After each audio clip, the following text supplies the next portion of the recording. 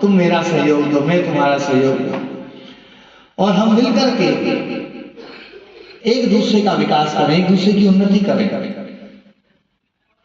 क्योंकि ये भाव अब समाज से धीरे धीरे समाप्त हो रहा है। पहले एक गांव दूसरे गांव के लोगों का सहयोग अनायास सहज रूप से कर दिया करता था।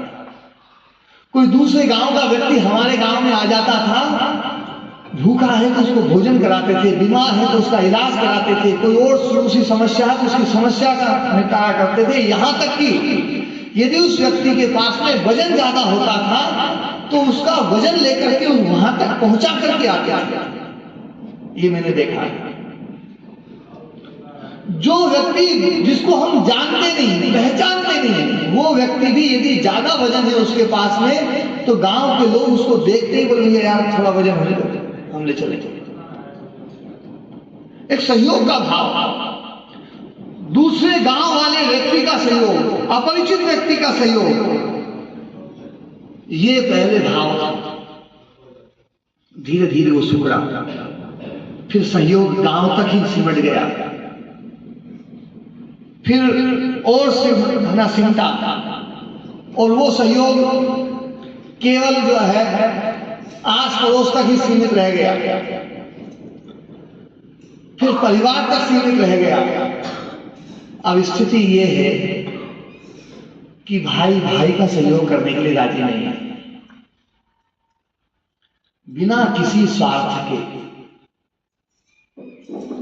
कोई स्वार्थ है तो सहयोग कर रहे हैं, स्वार्थ नहीं है तो सहयोग का भाव खत्म हो गया। तो बहुत अच्छा गीत, मैं तेरा सहयोग दूं, तू मेरा सहयोग दे, हम मिलकर के कुछ काम करें। और ये भाव हमारे भारत का प्राचीन भाव, और इसी भाव के ऊपर भारत खड़ा हुआ था। भारत अपनी उन्नति के लिए बात नहीं करता था। भारत को जो है ना सबकी उन्नति में अपनी उन्नति समझता था। यही भारत का भाव था। भारत की खोज जो बात, जिस विषय को लेकर के ना प्रतियोगिताएं हुई है, हो रही हैं, और जो विषय हमारा जो भारत विकास परिषद का एक प्रिय विषय है, और किसी भी भारतीय के लिए सबसे प्रिय विषय है सुभाष जी, कि ना जो है हम भारत को तो ढूंढें। और आज बड़ी समस्या है, कहते हुए बड़ा दुख होता है कि आज भारत में भारत ढूंढा जा रहा है, भारत में भारत खो गया है। वास्तव में भारत शब्द एक संस्कृति का पर्यायवाची था, एक परंपरा का पर्यायवाची था। ये वो संस्कृति थी जहां कोई जातिगत भेद नहीं थे, जहां कोई मजहबगत भेद नहीं थे, जहां कोई यूं भी नहीं कि मनुष्यगत भेद हो। हमारी परंपरा तो वो थी जिस परंपरा में एक प्राणी और एक इंसान, दोनों के लिए भाव जो है ना, दोनों के लिए भाव बड़ा एक उदात्त भाव कि भैया उसमें भी जीव है, जीव मात्र का कल्याण हो, और सबके लिए हम सेवा करें। गीता का एक श्लोक है, विद्या विनय संपन्ने ब्राह्मणे गवि हस्तिनी शुनि चैव स्वपाके च पंडिताः समदर्शिनः। आज मैं सुबह सुबह स्वाध्याय कर रहा था तो एक बात आ रही थी कि जो है पूरी दुनिया बोध के पीछे लगी हुई है, पूरी दुनिया बोध के पीछे, ज्ञान के पीछे, नॉलेज के पीछे लगी हुई है। नॉलेज हो जाए, कोई जानकारी हो जाए, पर हम बोध के पीछे नहीं थे, हम संबोध के पीछे थे। हमारे यहां का जो सम शब्द है, समता, समान रूप से बोध हो, ये जो भाव था ये भारत का भाव था, और इसी कारण से भारत विश्व गुरु था। यहां उन्नति वैयक्तिक नहीं है, यहां उन्नति सामूहिक है, सामाजिक है, सबके लिए है।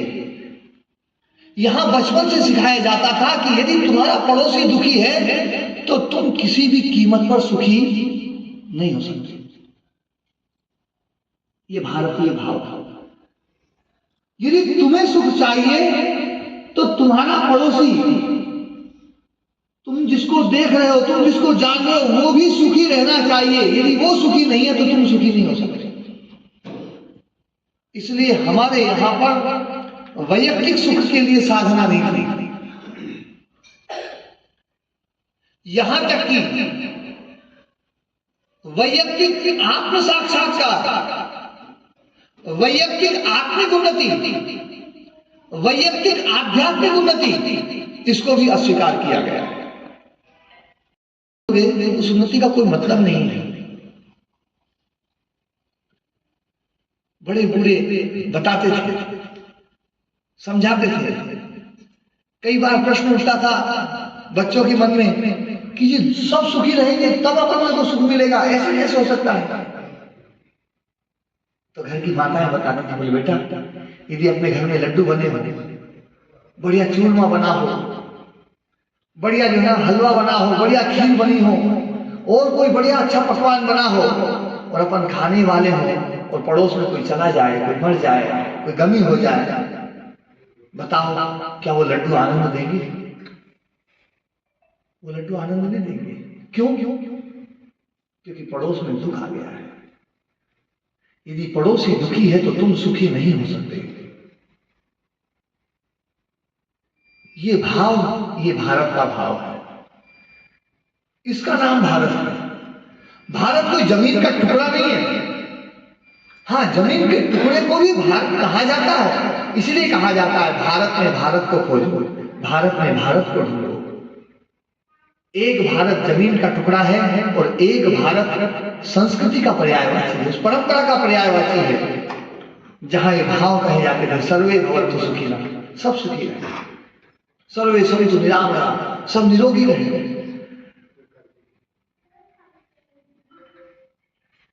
सर्वे भद्राणि पश्यन्तु, सब कल्याण को देखें। आध्यात्मिक उन्नति करें तो सब करेगा। सर्वे भद्राणि पश्यन्तु मां कश्चित् दुख भाग भवे, कोई भी दुख का भजन करने वाला, दुख का सेवन करने वाला कोई भी व्यक्ति दुखी न रहे। और व्यक्ति नहीं है, कोई भी। सर्वे भवन्तु सुखिनः में सर्वे व्यक्तयः नहीं कहा गया, सर्वे मानवाः नहीं कहा गया, सर्वे सब। अब सब में कौन कौन आ सकते हैं? सब जीव जंतु, सब पशु पक्षी, कीट पतंग, उड़ने वाले, तैरने वाले, चलने वाले, बिल में रहने वाले, रेंगने वाले, दौड़ने वाले, सारे जीव जंतु, यहां तक कि वो वनस्पति, वो औषधि जो खड़ी है बेचारी, हम तो उसको भी पानी देकर के भोजन करने वाले लोग, हम तो उसको पूजा करके और फिर दिन की शुरुआत करने वाले लोग। ये है भारत, और ये भारत खो रहा है।